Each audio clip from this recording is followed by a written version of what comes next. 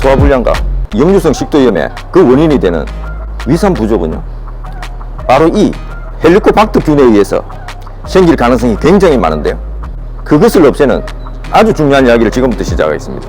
여러분들 시작하기 전에 먼저 구독과 좋아요 부탁합니다.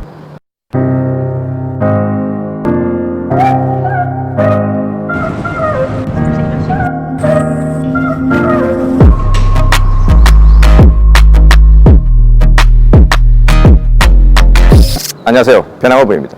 오늘은 굉장히 중요한 이야기를 하겠는데요, 바로 소화불량과 역류성 식도염의 원인이 되는 그 위산 부족에 대해서 이야기하겠습니다. 역류성 식도염 자연치료에 대한 영상에 있어서 위산 가다와 위산 부족에 대한 질문이 많았는데요, 위산 가다는 공복 시에 속쓰림이 생기는 것 이외에는 위산 부족에 의한 증상과 거의 비슷한데요, 소화불량, 더부룩함, 복부 팽만감, 헛배가 부르고 신터림이 나고 윗배가 빵빵하고 설사나 배탈이 잘 나고 방귀 냄새가 독하고 만성 피로 등 거의 대부분의 증상이 비슷한데요, 특히 이런 속쓰림, 더부룩함 이런 거는 표현하기도 힘들잖아요. 위산 가다는 공복 시에 속이 쓰린데요, 그 이유는 밥을 먹어줘야 될 때 안 먹고 있으니까 위는 먹을 걸 미리 예상을 해서 위산을 준비를 했는데 밥을 안 먹으니까 기다리다 못해 그 위산을 소장으로 내려보내는 소리가 꼬르륵 하는 그 소리가 나잖아요. 그러면은 그 이야기는 공복에 위는 위산을 담고 있었다는 이야기잖아요. 그러니까 속이 쓰릴 수밖에 없죠. 위산은 강한 염산이기 때문에 음식물이 와야 이게 중화작용도 되는데 위산 자체만 있기 때문에 이게 위벽의 점막을 손상을 시키니까 속이 당연히 쓰리겠죠. 속이 쓰리는 단계를 넘어서면은 위가 통증을 느끼게 되고 이게 역류성 식도염으로 발전할 수 있잖아요. 그리고 소화불량도 생길 수 있는 게 이미 많은 양의 위산을 낭비를 했기 때문에 식사를 할 때는 위산이 거꾸로 부족할 수 있게 된다는 거죠. 그러니까 위산 가다일 때도 소화할 때 위산이 부족하게 되면은 소화불량, 역류성 식도염이 생길 수 있다는 겁니다. 그러면 위산 가다는 음식 먹는 걸 제때 규칙적으로 먹으면 해결이 되겠죠. 자, 문제는 위산 부족인데요, 이 위산은 40대가 되면서 위산의 분비량이 줄어들다가 50이 되면은 30% 이하, 60 이상이 되면은 반 이하로 계속 줄어들기 때문에 40 이후는 대부분 위산 부족이라고 보면 되겠죠. 그런데 20, 30대도 위산 부족이 생길 수가 있다는 거 아세요? 언제 생기느냐, 위 안에 헬리코박터균이 있을 때 헬리코박터균이 위산의 산도를 낮추기 때문에 위산 부족의 현상이 일어난다는 겁니다. 위산을 어떻게 자연 치료하는지는 이 메커니즘을 설명을 좀 더 하고 이어서 계속 설명을 하겠습니다.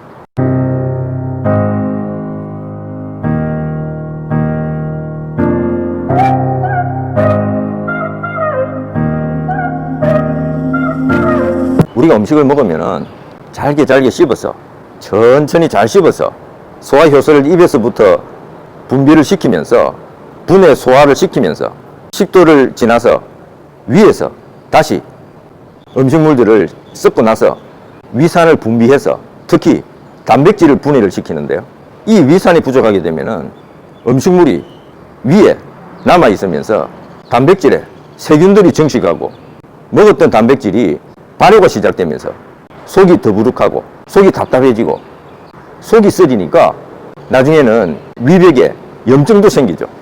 그게 발전하면은 위염, 위궤양이 되잖아요.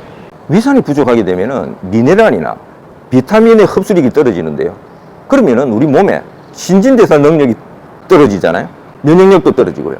그리고 먹고 있는 보충제, 영양제, 그리고 각종 약들에 대한 흡수력도 떨어지니까 약효도 잘 안 나겠죠.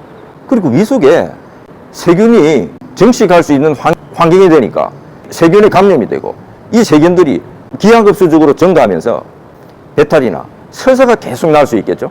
그러니까 만성 소화불량, 속이 쓰리고 속이 더부룩하고 만성 소화불량기가 있는 거죠. 그리고 이게 계속되면은 역류성 식도염으로 이어질 수가 있는데요, 단백질이 분해 소화가 안 되고 부패하니까 거기서 질소 화합물이 생성이 되어서 위벽을 자극하기도 하고 황화수소가 만들어지면서 이게 유독한 가스잖아요. 이게 위벽을 자극하고 식도벽을 자극하면서 신트름으로 올라오니까 이게 역류성 식도염이 되는 겁니다. 나이가 들어가더라도 위산의 분비를 증가시킬 수 있는 방법이 있는데요.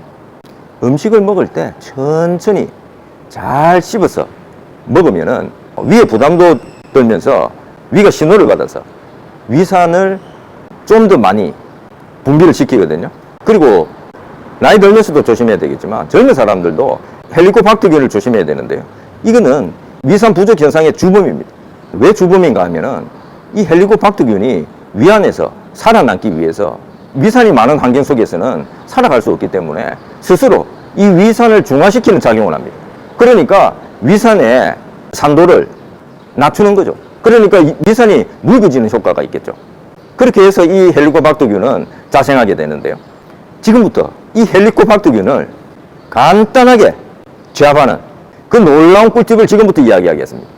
그것은 바로 코코넛 오일을 식사할 때 테이블 스푼으로 한 스푼씩 먹으면은 이 헬리코박터균은 천년의 항생제, 항바이러스, 항박테리아, 항세균, 항곰팡이, 항기생충 역할을 하는 이 천년의 항생제 코코넛 오일이 이 헬리코박터균을 박멸을 시켜줍니다.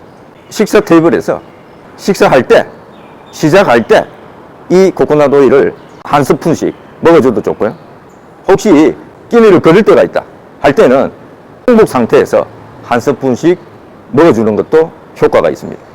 여러분들, 이 놀라운, 너무 간단하지만 이 놀라운 방법으로 오늘 헬리코박터균을 박멸하고 위산이 넘치는, 소화력이 넘치는 그런 기분 좋은 하루 되시기 바랍니다. 여러분들 이 동영상 끄기 전에 구독과 좋아요 다시 한번 확인 부탁드립니다.